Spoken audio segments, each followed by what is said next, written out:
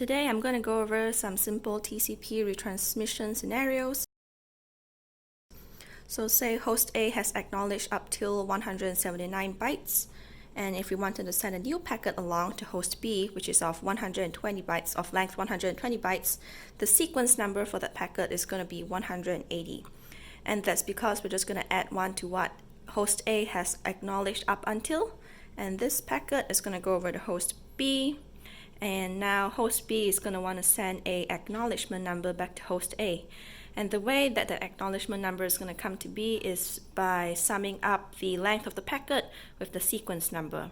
So the acknowledgement number that's going to be sent back is going to be 300, and host B is just going to send that back to host A. And with that, our first packet has been sent over, so it's going to go away. And say we wanted to send a new packet over, which is of length 100 bytes, since the acknowledgement number is 300, so the new sequence number for this packet is going to be of 300. And then that's when we're going to send it back over to host B. In this scenario, the first packet is being sent over, but the packet is lost. And so the resulting packets that will be sent out from host A would take on the sequence number of the first packet again, and it will be successfully sent over to host B, and it will send back a resulting acknowledgement number. This will send back, and the acknowledgement number at host A would now be left at 280, for example. And during this time, the first packet experiences a timeout.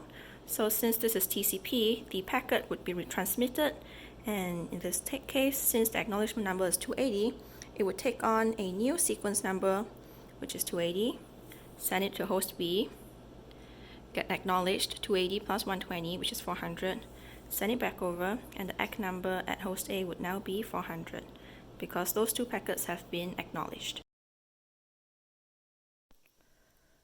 Now let's look at a couple of examples when the TCP transmission does not happen smoothly and an error occurs.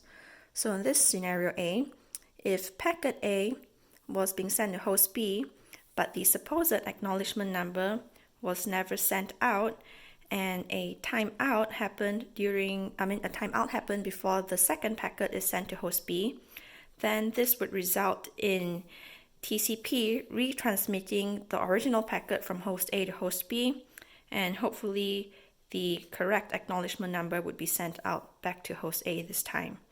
And this is called a segment error. And the same sort of like retransmission scenario with timeout would happen for a couple of reasons.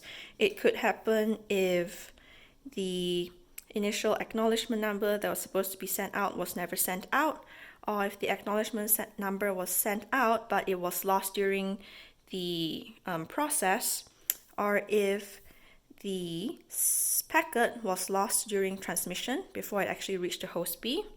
And the last scenario would be if a timeout happened before the acknowledgement number was sent back. So if a timeout happened and the acknowledgement number was sent, then this would result in a retransmission of the same packet as well.